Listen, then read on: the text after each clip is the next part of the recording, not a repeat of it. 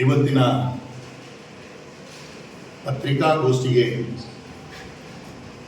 ಆಗಮಿಸಿರ್ತಕ್ಕಂಥ ನನ್ನೆಲ್ಲ print media ಹಾಗೂ electronic digital ಮೀಡಿಯಾದ ಸಂಪಾದಕರು ಹಾಗೂ ವರದಿಗಾರರಿಗೆ ನಾನು ಆತ್ಮೀಯವಾಗಿ ಮತ್ತೊಮ್ಮೆ ಸ್ವಾಗತವನ್ನು ಕೋರುತ್ತಾ,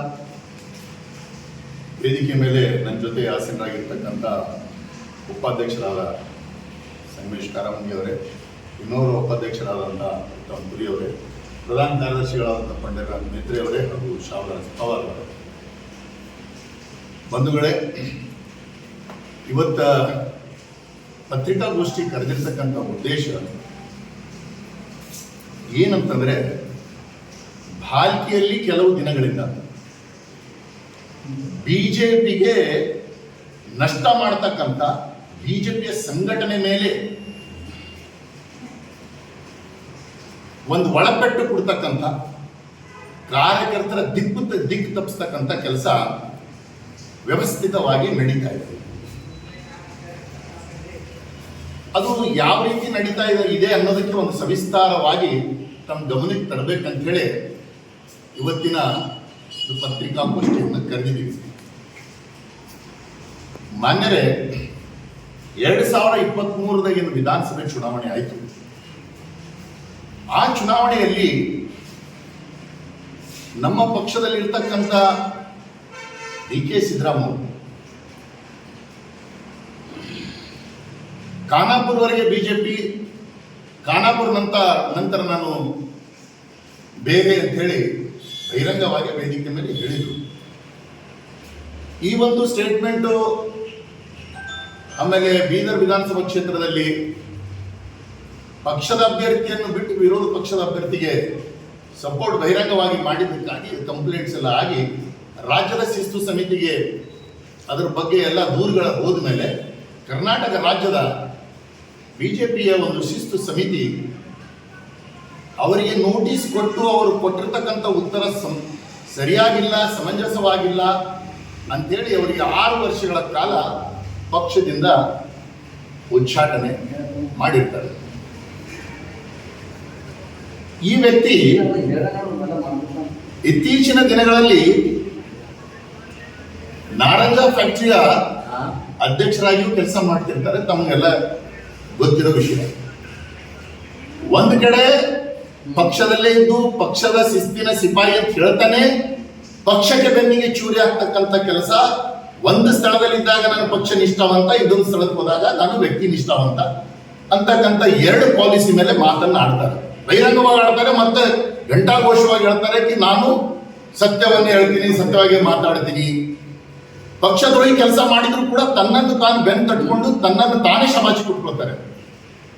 ಸೊ ಇಂಥ ಒಂದು ವ್ಯಕ್ತಿ ನಾರಂಜ ಫ್ಯಾಕ್ಟರಿ ಅಧ್ಯಕ್ಷರಾದ ಮೇಲೆ ಈಗ ನಿಮಗೆಲ್ಲ ಗೊತ್ತಿರೋ ಪ್ರಕಾರ ಕೆಲವು ದಿನಗಳ ಹಿಂದೆ ಆ ಫ್ಯಾಕ್ಟರಿಯಲ್ಲಿ ದೊಡ್ಡ ಪ್ರಮಾಣದ ಅವ್ಯವಹಾರ ನಡೆದಿದೆ ಅಂತೇಳಿ ದೂರನ್ನು ದಾಖಲಾಗಿ ಬ್ಯಾಂಕ್ನವರಿಂದ ಕಂಪ್ಲೇಂಟ್ಗಳೆಲ್ಲ ಆಗಿ ಇವರಿಗೆ ಅರೆಸ್ಟ್ ಮಾಡಿರ್ತಾರೆ ಪೊಲೀಸ್ನವರು, FIR ಎಲ್ಲ ಆಗಿ ಸುಮಾರು 9 ದಿನ ಕಾಲ ಜೈಲಿನಲ್ಲಿ ವಾಸವಾಗಿದ್ದರು. ಆಮೇಲೆ ಏನೇನೋ ಸರ್ಕಸ್ಗಳು ಮಾಡಿ ಜಾಮೀನ್ ಮೇಲೆ ಈಗ ಆಚೆ ಬಂದಿದ್ದಾರೆ. ಬಂದ ಮೇಲೆ ಅವ್ರ ಮಾನಸಿಕವಾಗಿ ಏನಾಗಿದೆ ಅವರಿಗೆ ಅಂದ್ರೆ, ಸಂಪೂರ್ಣವಾಗಿ ಅವ್ರಿಗೆ ಗೊತ್ತಾಗ್ತಿದೆ ರಾಜಕೀಯ ನೆಲೆ ಕಳ್ಕೊಂಡು ಬಿಟ್ಟಿದ್ದಾರೆ. ಜನರ ವಿಶ್ವಾಸ ಅಂತೂ ತುಂಬಾನೇ ಕಳ್ಕೊಂಡು ಬಿಟ್ಟಿದ್ದಾರೆ. ಯಾಕಂದ್ರೆ ರೈತರ ಹಣದ ಒಂದು ರೈತರ ಕಬ್ಬಿನ ಮೇಲೆ ನಡೀತಕ್ಕಂಥ ಫ್ಯಾಕ್ಟರಿ ಅಧ್ಯಕ್ಷರಾಗಿ ಅವ್ಯವಹಾರ ನಡೀತಿದೆ ಅಂತ ಹೇಳಿ ಯಾವಾಗ ಜೈಲಿಗೆ ಹೋಗಿ ಬಂದ್ರು, ಅಲ್ಲಿ ಜನರ ವಿಶ್ವಾಸನೂ ಕಳ್ಕೊಂಡ್ರು, ಇಲ್ಲಿ ರಾಜಕೀಯ ನೆಲೆನೂ ಕಳ್ಕೊಂಡ್ರು. ಸೊ ಇಂಥ ಒಂದು ಪರಿಸ್ಥಿತಿದಾಗ ಅವರು ತುಂಬಾ ಹತಾಶರಾಗಿ ಒಂದೇನೋ ಬೇರೆ ತಲೆಯಲ್ಲಿ ಇಟ್ಕೊಂಡು ಬಿಜೆಪಿಯ ದಿಕ್ಕು ಭಾಲ್ಕಿಯಲ್ಲಿ, ಎಸ್ಪೆಷಲಿ ಭಾಲ್ಕಿಯಲ್ಲಿ ಇರ್ತಕ್ಕಂಥ ಬಿಜೆಪಿಯ ಕಾರ್ಯಕರ್ತರ ದಿಕ್ಕನ್ನು ತಪ್ಪಿಸ್ತಕ್ಕಂಥ ಕೆಲಸ ಮಾಡಲಿಕ್ಕೆ ವ್ಯವಸ್ಥಿತವಾಗಿ ಕಾರ್ಯಕರ್ತರ ದುರ್ಬಳಕೆಯನ್ನು ಮಾಡಿಕೊಳ್ತಾ ಇದ್ದಾರೆ. ಕಾರ್ಯಕರ್ತರಿಗೆ ಒಂಥರ ದಿಶಾಭೂಲ್ ಮಾಡಿ ದಿಕ್ ತಪ್ಪಿಸಿ ನಾನು ನಿಮ್ಮವನೇ ಅನ್ನೋ ರೀತಿ ಬಿಜೆಪಿ ಏನೇನೋ ಹೇಳ್ಕೊಂಡು ಅವರನ್ನು ದುರ್ಬಳಕೆ ಮಾಡ್ತಕ್ಕಂಥ ಕೆಲಸ ಮಾಡ್ತಿದ್ದಾರೆ. ಈ ಉಚ್ಚಾಟಿತ ಡಿ ಕೆ ಸಿದ್ದರಾಮಯ್ಯವರಿಗೂ ಗೊತ್ತಿದೆ ರಾಜಕೀಯದಲ್ಲಿ ಈಗ ಅವರ ಭವಿಷ್ಯ ಮುಗಿದಿದೆ ಅಂತೇಳಿ ಅವರಿಗೂ ಗೊತ್ತಾಗಿದೆ. ಇವತ್ತಿನ ಬಲ್ಲ ಮೂಲಗಳ ಪ್ರಕಾರ ಈಗ ಅವರ ನಡವಳಿಕೆ, ಅವ್ರು ಮಾಡ್ತಕ್ಕಂಥ ವ್ಯವಸ್ಥಿತವಾದಂಥ ಒಂದು ಏನೇನು ಮಾಡ್ತಿದ್ದಾರೆ ಅದನ್ನು ನೋಡಿದ್ರೆ ಬಲ್ಲ ಮೂಲಗಳ ಪ್ರಕಾರ NSSಗೆ ಕಾರ್ಖಾನೆಯ ಅವ್ಯವಹಾರದ ಶಿಕ್ಷೆಯಿಂದ ಏನಲ್ಲಿ ಈಗ ಅವ್ಯವಹಾರ ಆಗಿದೆ ಅಂತೇಳಿ ಏನು ಜೈಲಿಗೆ ಹೋಗಿ ಬಂದಿದ್ದಾರಲ್ಲ, ಇದು ಮುಂದೆ ಹೇರಿಂಗ್ಗಳು ನಡೆದು ಜಾಮೀನ್ ಮೇಲೆ ಇದ್ದಾರೆ, ಹೇರಿಂಗ್ಗಳು ನಡೆದು ಮುಂದೆ ಶಿಕ್ಷೆ ಆದರೆ ಏನಪ್ಪಾ ಅಂತೇಳಿ ಆ ಶಿಕ್ಷೆಯಿಂದ ಬಚಾವಾಗಲಿಕ್ಕೆ ಒಂದು ಒಳಗಿನೊಳಗೆ ಅವರು ಪ್ಲಾನ್ ಮಾಡಿದ್ದಾರೆ. ಅದು ಯಾರಿಗೂ ಗೊತ್ತಿಲ್ಲ ನನಗೆ. ಇದು ಬಲ್ಲ ಮೂಲಗಳ ಪ್ರಕಾರ ಏನಪ್ಪಾ ಅಂದ್ರೆ ಈಶ್ವರ್ ಖಂಡ್ರೆ ಮತ್ತು ಅಮರ್ ಖಂಡ್ರೆ ಅವರ ಜೊತೆ ಒಳ ಒಪ್ಪಂದ ಮಾಡಿಕೊಂಡು ಭಾಲ್ಕಿಯಲ್ಲಿ ಬಿಜೆಪಿಗೆ ನಷ್ಟ ಮಾಡಿ ಈಶ್ವರ್ ಖಂಡ್ರೆ ಅವರಿಗೆ ಲಾಭ ಮಾಡುವ ಏಕೈಕ ಉದ್ದೇಶದಿಂದ ಉಚ್ಚಾಟಿತ ಡಿ ಕೆ ಸಿದ್ದರಾಮಯ್ಯವರು ಈಶ್ವರ್ ಖಂಡ್ರೆ ಅವರ ಬಿ ಟೀಮ್ ಆಗಿ ಭಾಲ್ಕಿಯಲ್ಲಿ ಕೆಲಸ ಮಾಡ್ತಿದ್ದಾರೆ.